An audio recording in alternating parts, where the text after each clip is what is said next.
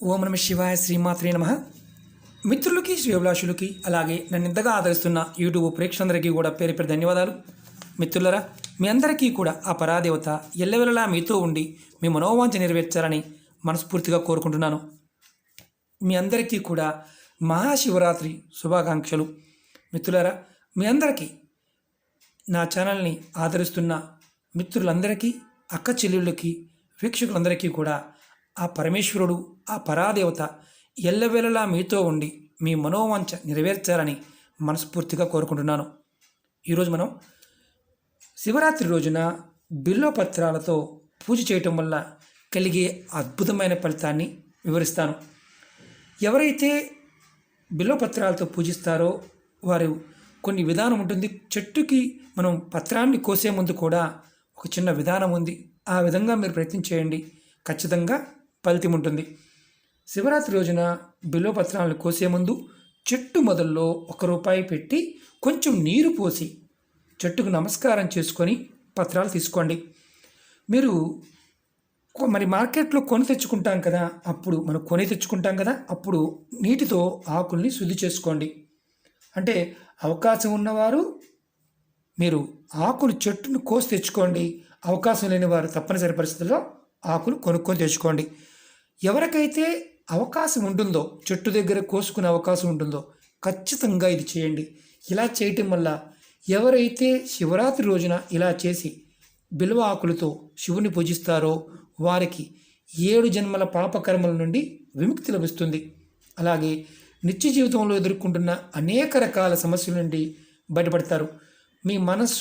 మీ మనసులో ఉన్న ప్రతి కోరిక నెరవేరుతుంది. సుఖ సంతోషాలతో సమృద్ధిగా ఉంటారు. మీకు సమృద్ధి కూడా కలుగుతుంది. ఇప్పుడు నేను బిల్వపత్రాలు శివునికి అత్యంత ప్రీతిపాత్రమైనవి. వీటిని కొన్ని పదార్థాలతో కలిపి పూజించడం వల్ల ఎలాంటి కోరికలు నెరవేరుతాయో ఈ వీడియోలో తెలియచేస్తాను. వీడియోని స్కిప్ చేయకుండా పూర్తిగా చూడటానికి ప్రయత్నం చేయండి. ఆడవారైన మగవారైనా చేయవచ్చు, నెలసరి ఉన్నప్పుడు మాత్రం చేయమాకండి. అలాగే మిగతా సమయంలో కూడా మీరు ఈ పదార్థాలతో నిత్యం పూజ చేసేవారు కూడా చేసుకోవచ్చు.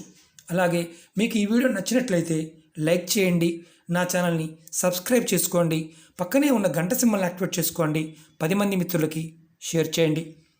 మీరు ఎవరైతే శివరాత్రి రోజున 108 బిల్వపత్రాలతో ఇలా 3 ఆకులున్న బిల్వపత్రాలతో శివునికి సమర్పిస్తారో వారికి సంవత్సరం మొత్తం ఎటువంటి సమస్యలు ఆపదలు రావు. 108 పత్రాలు.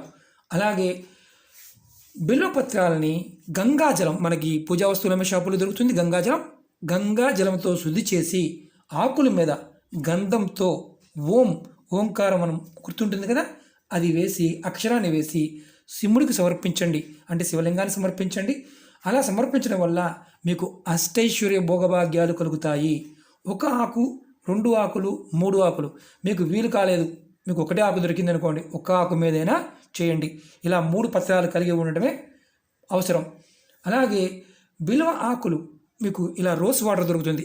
ఈ రోస్ వాటర్తో కనుక మీరు, అంటే దీన్ని మనం ఏమంటామంటే గులాబీ సెంటు అంటాము, గులాబీ వాటర్ అంటాం కదా, దాన్ని రోస్ వాటర్ అంటున్నాను.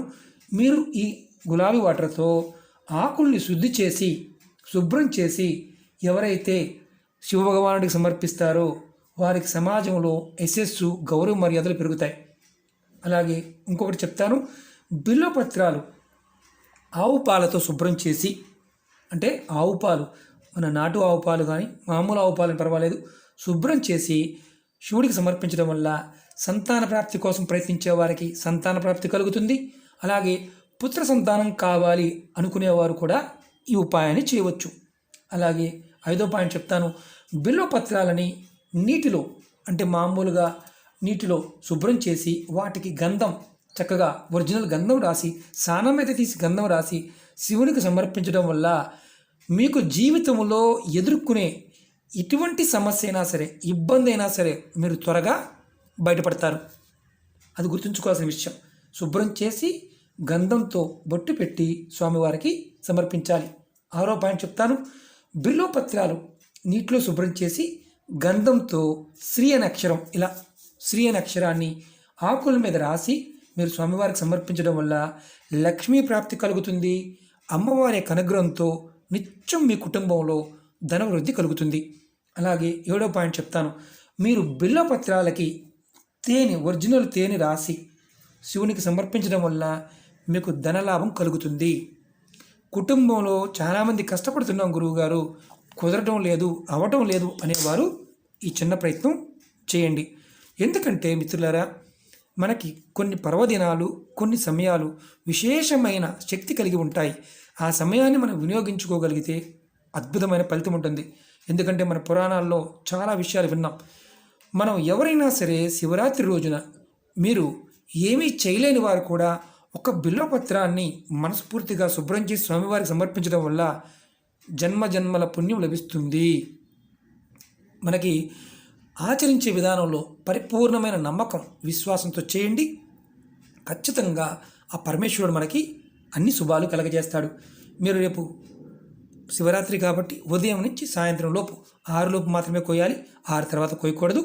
ఖచ్చితంగా ఈ చెప్పిన విధానంగా ప్రయత్నం చేసి ఫలితాన్ని పొందండి. ఓకే మిత్రులారా, మీకు ఈ వీడియో నచ్చినట్లయితే లైక్ చేయండి, నా ఛానల్ సబ్స్క్రైబ్ చేసుకోండి, పక్కనే ఉన్న గంట సింబల్ని యాక్టివేట్ చేసుకోండి, 10 మంది మిత్రులకి షేర్ చేయండి.